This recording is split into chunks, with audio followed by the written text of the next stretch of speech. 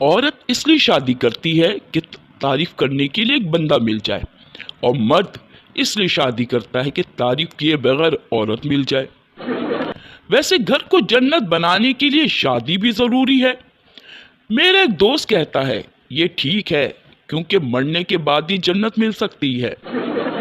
लेकिन मेरा दोस्त ये भी कहता है कि कुंवारा अहमक होता है, मगर उसे अपने अहमक होने का पता तब चलता है जब वो शादी करता है।